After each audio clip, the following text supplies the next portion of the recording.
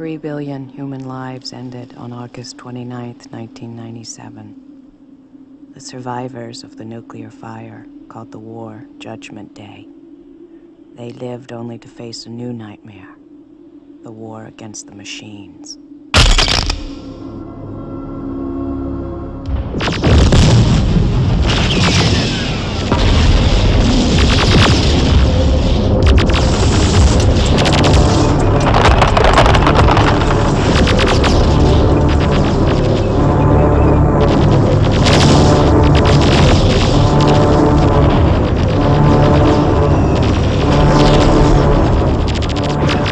Humans are now hackable animals. You know, the whole idea that humans have, you know, they have this soul or spirit and they have free will and nobody knows what's happening inside me. So whatever I choose, whether in the election or whether in the supermarket, this is my free will, that's over. Free will, that's over. That's over. Over. Today, we have the technology to hack human beings on a massive scale. Yeah, I mean, everything is being digitalized. Everything is being monitored. In this time of crisis, you have to follow science. It's often said that you should never allow a good crisis to go to waste, because a crisis is an opportunity to also do good reforms that in normal times people will never agree to. But in a crisis, you see, we have no chance. So let's do it. Vaccine won't help us go the to the test, of course. The vaccine will help us, of course. It will make things, you know, more manageable. Surveillance.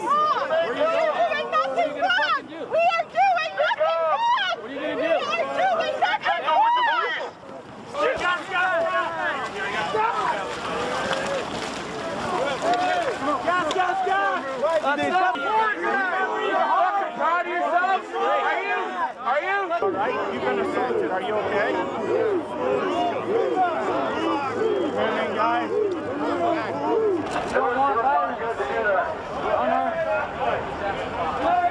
Nice to meet you, brother. Nice to join. The smallest men I've ever seen in the... What happened? What happened? You guys are not slaves. What were you told? You have a choice. Power play, come here. Get all the parents.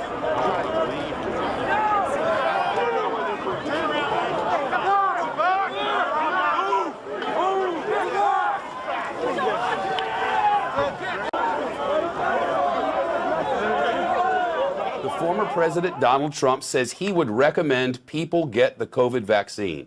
He made the remark during a phone interview on Fox News. He called it a great and safe vaccine. Now, this comes a day after the White House said that they would welcome the former president's help in promoting the shot. And remember this, over the weekend on Fox News Sunday, Dr. Fauci came right out and said, Mr. President, please do this. Mr. Bill Gates has helped to fight AIDS, tuberculosis, and malaria. Well, today at the World Economic Forum in Davos, Switzerland, he announced that his project called CEPI, or the Coalition for Epidemic Preparedness Innovations, has $460 million. He sat down with CBS News to talk about how that money will go to preparing for the next great epidemic. The idea is to take a new way of building vaccines that could let us develop in less than a year a novel vaccine. They're called DNA RNA vaccines, and so we'll fund a few projects to build specific vaccines, but not only will we get that, we'll prove out that these platforms can work, we'll understand the regulatory issues, and it gives us a chance of being able to respond in time when the next epidemic hits. Chance to witness Bill Gates 2.0, the man you don't know. The rebranding campaign paid off. His net worth swiftly doubled, earning Bill Gates the title of richest man in the world. You've invested $10 billion in vaccinations over the last 2 decades, and you figured out the return on investment for that. And it kind of stunned me. Can you walk us through the math? In a Wall Street essay, Bill Gates declared vaccines the best investment I've ever made. There's been over a 20-to-1 return. So if you just look at the economic benefits, that's a pretty strong number compared to anything else. The Gates Foundation expanded rapidly into a massive, vertically integrated, multinational corporation, controlling every step in a supply chain that reaches from its Seattle-based boardrooms to the villages of Africa and Asia. Is the world's largest private philanthropy causing harm The Bill and Melinda Gates Foundation has made millions of dollars each year from companies blamed for many of the same social and health problems the foundation seeks to address. The Gates Foundation has investments in 69 of the worst polluting companies in the U.S. and Canada. Other companies in the foundation's portfolio have been accused of transgressions, including forcing thousands of people to lose their homes, supporting child labor, defrauding and neglecting patients in need of medical care. The Gates Foundation has not provided details. William H. Gates III and Melinda French Gates. As a top donor to both the WHO and the CDC, no one man has more power than Bill Gates to influence and control the health and medical freedom of all people. Normalcy only returns when we've largely vaccinated the entire global population. This will be the new normal until a vaccine is developed. Until we find a vaccine, going back to normal means putting lives at risk. We need to produce it and to deploy it in every single corner of the world. Full vaccination of our children and pregnant women. Development of new vaccines, therapeutics and diagnostics. Before effective vaccines and therapeutics are developed.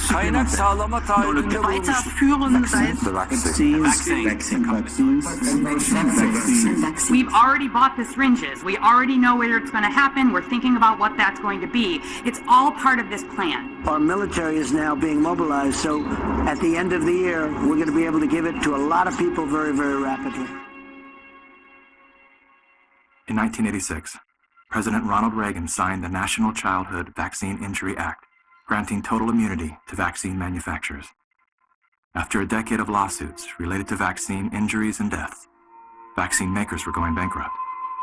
In a move to coerce policymakers, vaccine companies threatened to stop making vaccines until they could be legally shielded from liability. To this day, when someone is injured or killed as the result of an adverse reaction, it is the U.S. taxpayers that pay for the damages. What has led us to the situation that we're in right now, the pandemic and the hysteria that was created from poor public health measures and poor execution of appropriate early intervention strategies and the handicapping of medical professionals doing their job has led to where we are right now and into the crisis situation that we are in.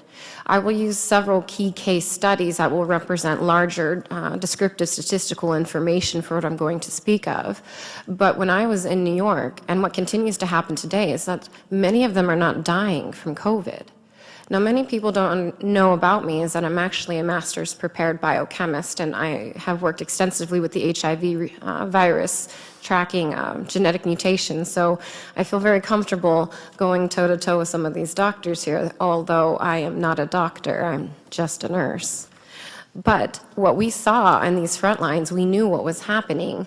And when we asked for the ibuprofen, they said, no, it was contraindicated. When we asked, like, why aren't we giving them steroids? Oh, well, it's not. We were just following orders.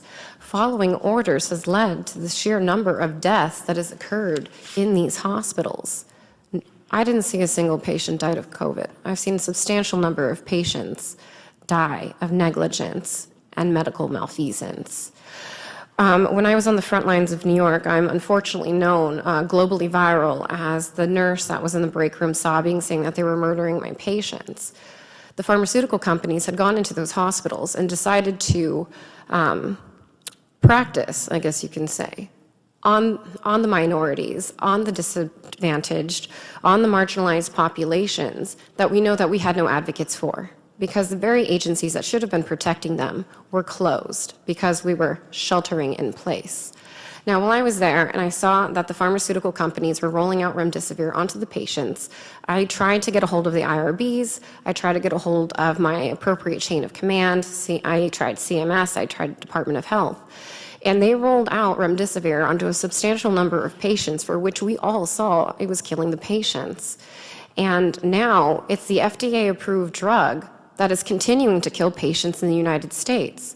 As nurses, we've collected a statistical or descriptive amount of information that you may not get from the doctors, because from where they do quantitative data, we do qualitative data with a humanistic, phenomenological approach in nursing research.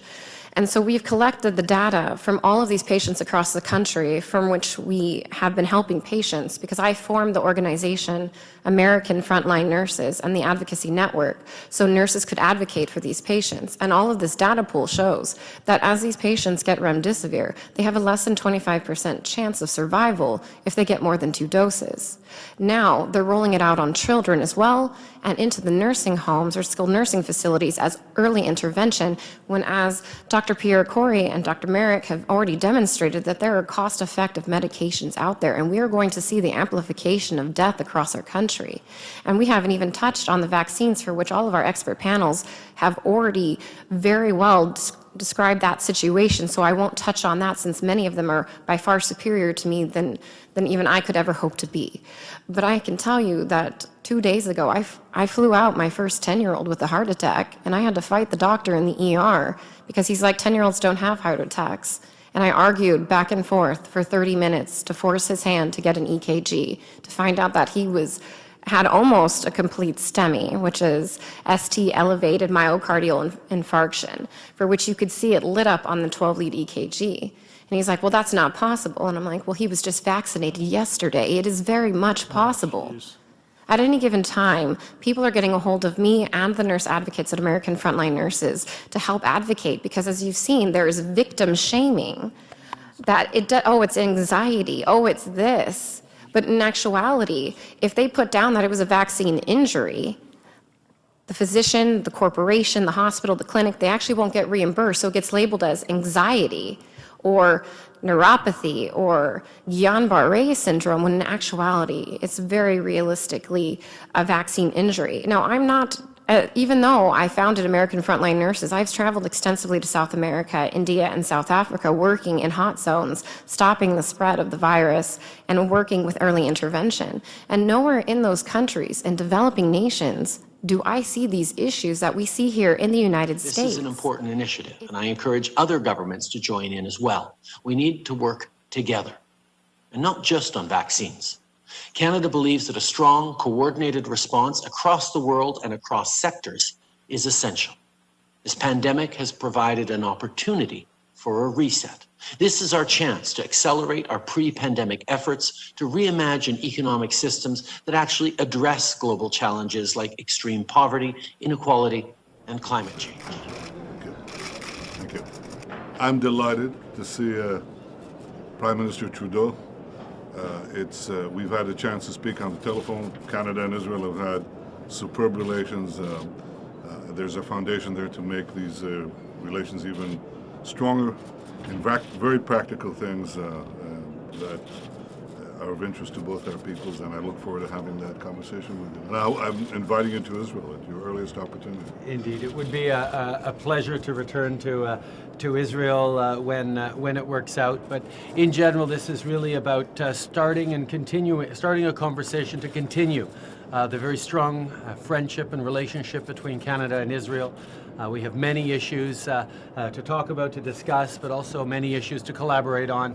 And I look forward to continuing the strong friendship that Canada has shown towards Israel for decades, and will continue for ongoing times. Thank you.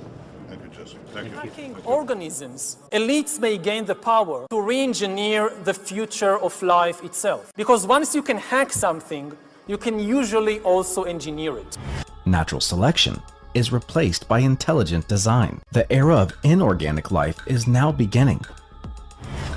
In the coming decades, AI and biotechnology will give us godlike abilities to re-engineer life and even to create completely new life forms. We are about to enter a new era of inorganic life shaped by intelligent design. Our intelligent design. Truckers headed from California to Washington, D.C. to protest against pandemic restrictions traveled through Albuquerque this morning, and there was plenty of support for the group as they passed along I-40. News 13's Ariana Kraft has more. We're exercising our right to peaceable assembly this morning. Protesters along I-40 could be seen waving flags, holding signs and cheering as they show their support for truckers. The truckers are very important to all of us, and we're here to support them and show that We're on their side. But the hundreds of people protesting, lining the interstate with their cars, created backups along I-40. As sovereign human beings, we have a higher right to protect ourselves from forced vaccinations or whatever it is. You can see from Sky News 13 people even standing on the side of the interstate. Some overpasses were so crowded with people, supporters had to find a different spot to protest. Well, for me, I ended up on this bridge because I couldn't fit on any of the other bridges. One protester says he wanted to show up because he feels like his freedom is being attacked. I lost a chance to go to my school. They required me to have a vaccination. I lost my job because they required vaccination. My dad lost his job because of required vaccination.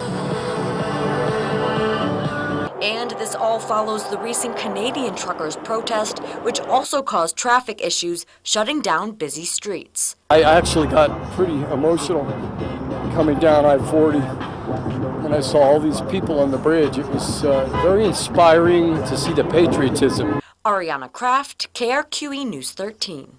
The convoy is expected to arrive in D.C. next Tuesday. This coming Tuesday, the same day as the President's State of the Union speech. There will be extra security for the speech and protesters.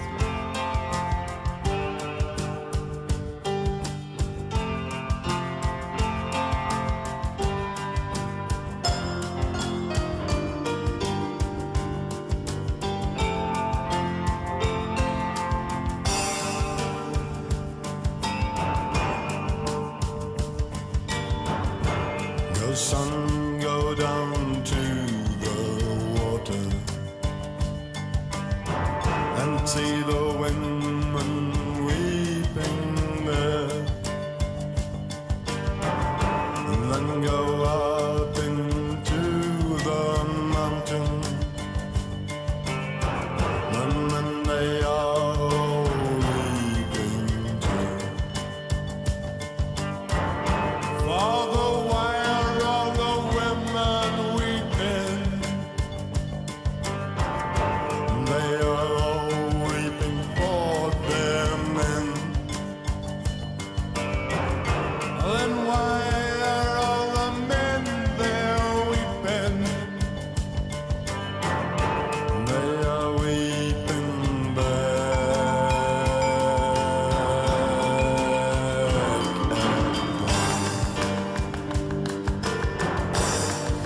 This is a weeping song, a song in which to weep, while all the men and women sleep. This is a weeping song, but I won't be weeping long.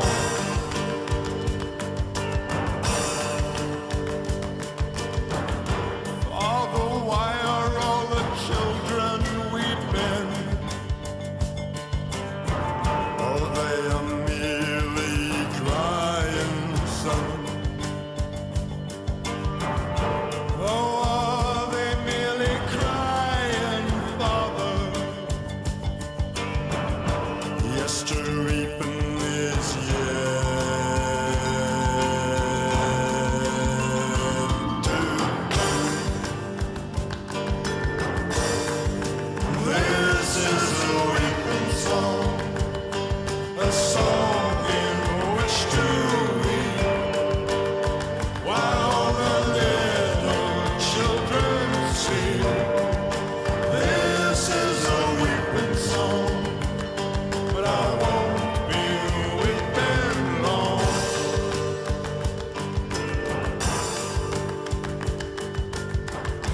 Oh, Father, tell me, are you weeping? Your face, it seems wet to touch.